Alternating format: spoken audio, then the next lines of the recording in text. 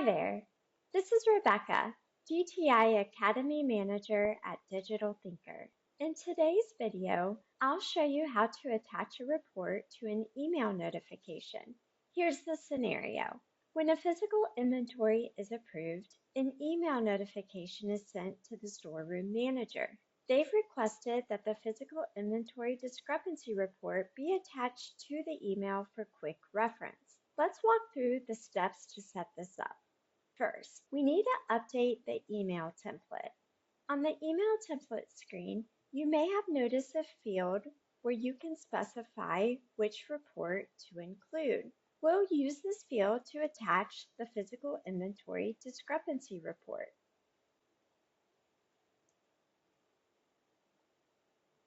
I'll also update the email body to let the recipient know the report is attached. So something like, please see attached for discrepancies.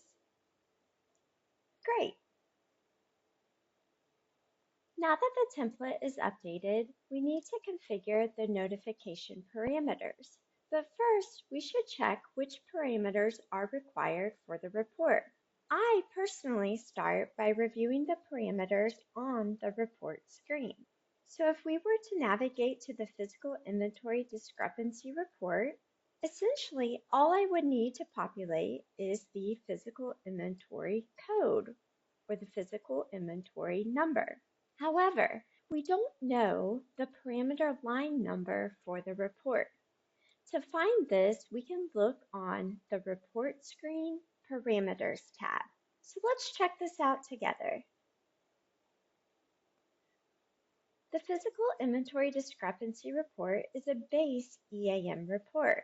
And if we navigate to the Parameters tab, we'll find that in this example, the physical inventory number, which corresponds to the stock take transaction code, is listed as line number 1. Essentially, we need to update the email notification setup to reference this report parameter line number. So let's head over to the email notification setup. This email notification triggers when a physical inventory is approved. We also have conditions in place to prevent this from triggering when manual stock takes are recorded. So what we need to do is from the Actions dropdown, select Create Parameters.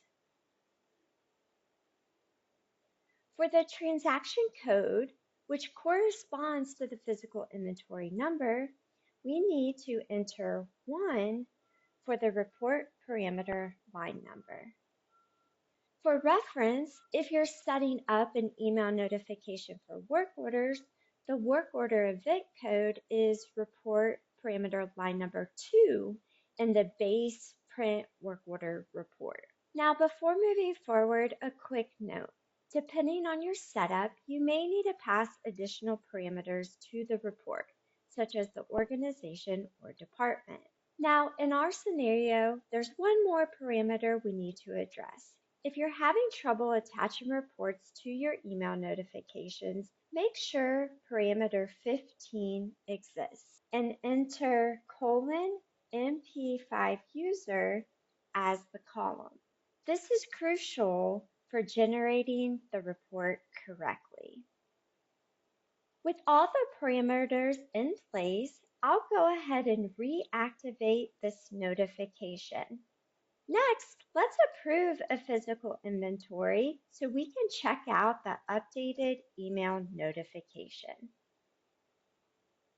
While I open the email notification, please like this video if you find it helpful.